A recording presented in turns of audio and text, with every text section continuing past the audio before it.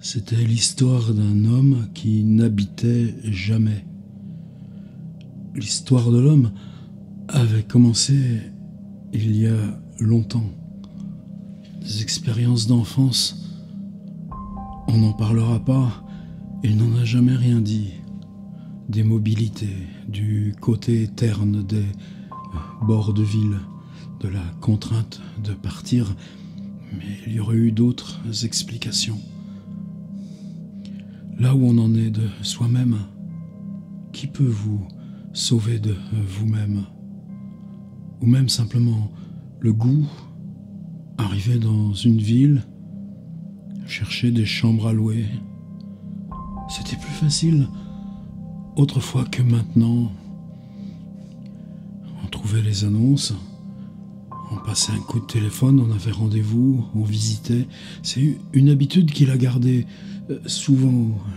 Ce qu'on peut parler vice, addiction, on a inventé tout un vocabulaire, c'était pourtant simple, cette liberté d'aller visiter des chambres à louer, des appartements meublés, des lieux où on pourrait s'installer.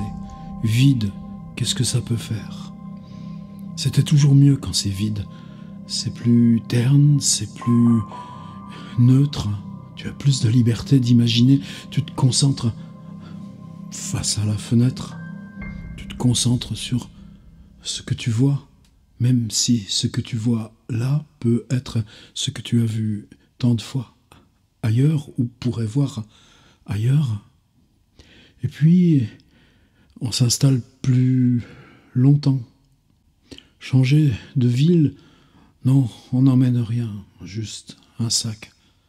Sur place, oui, les livres s'accumulent, quelques objets, quelques commodités, un matelas récupéré, mais toujours garder cette sensation qu'être libre par rapport à soi-même voulait dire ne pas s'encombrer.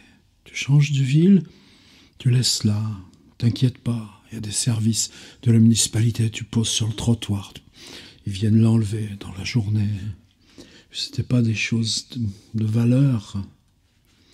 Se sentir mais se sentir toujours plus libre d'investir un appartement non meublé. Et puis c'était moins cher, puis c'était plus facile.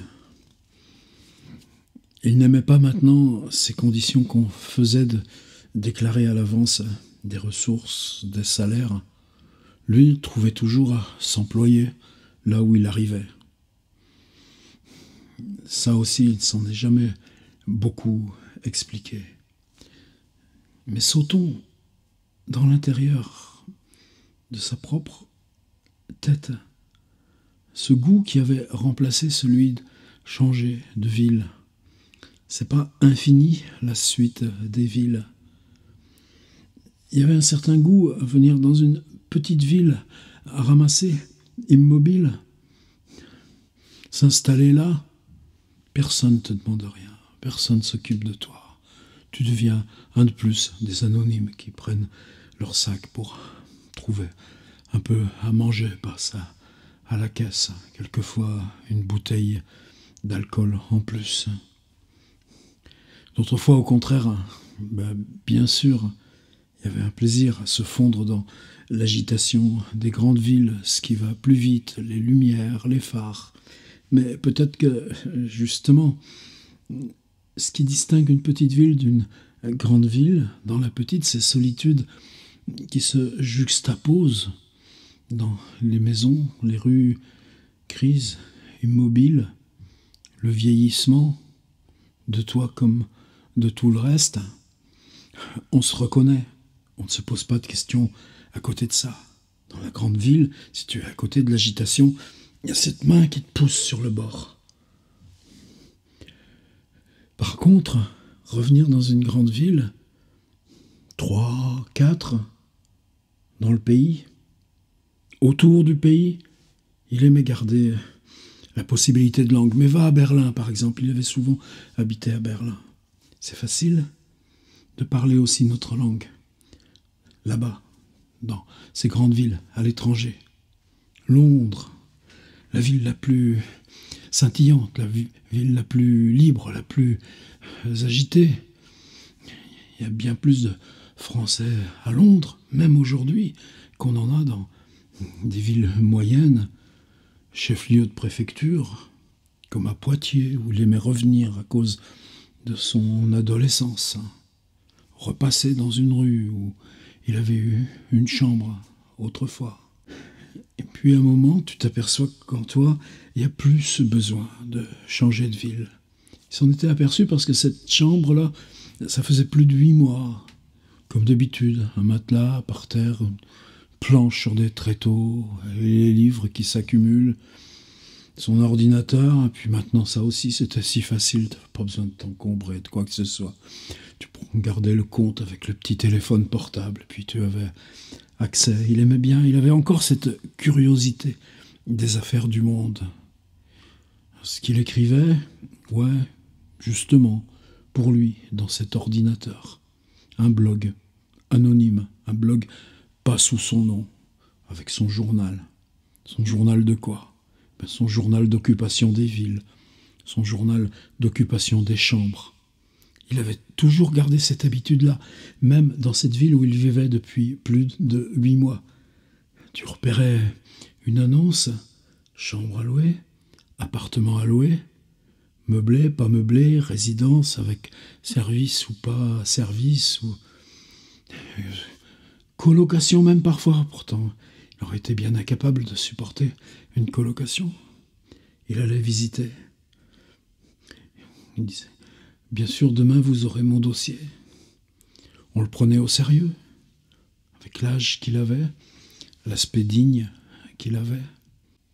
C'était en gros devenu sa spécialité au monde. Celui qui n'habite pas. Celui qui change de chambre comme il change de ville. Et puis là maintenant c'était le virage.